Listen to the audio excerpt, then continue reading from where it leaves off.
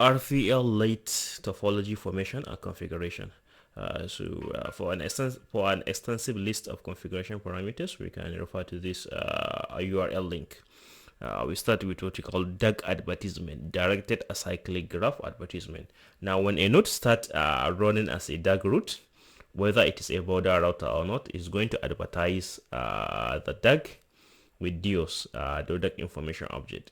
Now, a DIO transmission follows a typical timer. So upon expiration of a typical timer, then a DIOs, the node are going to emit out a DIO. This will enable other nodes to get configuration information to enable them join the DAG. So important configuration parameters are, we have the net stack max route entries.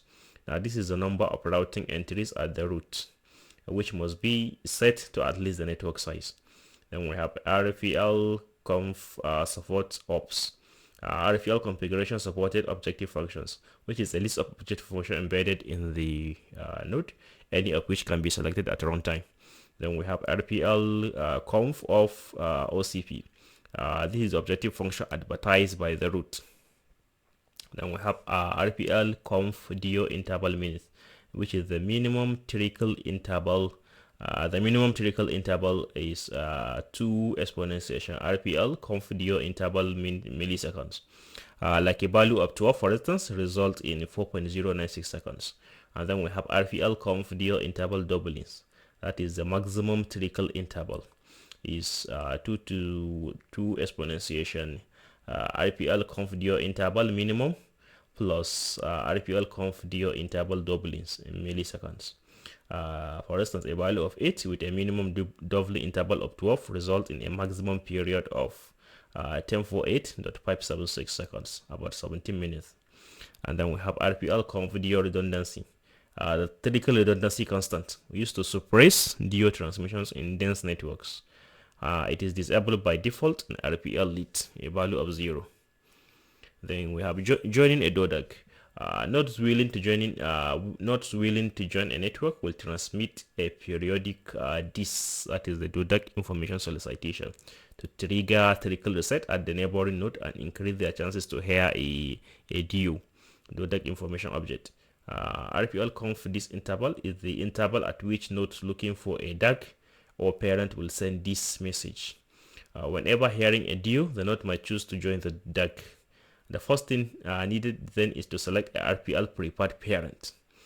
Because RPL lit focus on reliability, nodes do not select a parent until they have a precise estimate of their link quality. To the neighbor, that is the link start module, provide a freshness indicator for that purpose. Node will then perform a link probing to assess their neighbor's link. RPL conf probing send function, that is the probing function used. By default, probing is simply a unicast DIO to the target neighbor. RPL conf probing interval, the interval at which background probing is done in clock ticks. We have RPL conf probing delay function, that is a function that calculates the next delay. By default, delay is dynamic. If there is urgent need for probing, when the node has no usable parent, probing will happen within seconds, else some random interval based on RPL conf probing interval. RPL conf probing select function, that is a function that selects the next probing target. The default function probe the urgent probing target if any, or the prepared parent if it is link statistic need refreshing. Otherwise, it picks at random between first selecting the best neighbor with non-fresh link statistics or selecting the least recently updated neighbor. Prepared parent selection. After enough probing, the node will select a neighbor as prepared parent. And this is according to the selected objective function and metric. By default, minimum rank hysteresis objective function and expected transmission count are used. There are a number of important configuration parameters for link estimation objective function. Link start conf init etx from RSSI. This is the part of the link start module. And when it is set to default, node estimate their neighbor's link quality when first hearing from them based on the RSSI of example and incoming DODAG information object. For a deeper understanding of how this is calculated as well as how link quality is later maintained, we can take a look at this particular file, linkstats.c. Prepared parent selection. Now, continuation. RPL minimum hysteresis associative function configuration squared ETX. Now, when set, MRHOF will square the link ETX before adding it to the parent rank for part cost calculation, and this will result in a more reliable path as it penalizes higher link ETX. Now, stronger links are typically selected at the expense of longer paths and higher churn. The feature is disabled by default as the higher churn can result in unstable operation in network with poor links. We can check out RPL MRHOF.c or RPL objective function 0.c for more configuration options. Route registration. Once a prepared parent is chosen, a node will then register itself through a DAO, a destination advertisement object. In a non-story mode, which is the only mode in RPL lit, the DAO is sent directly to the root using global IP version 6 address.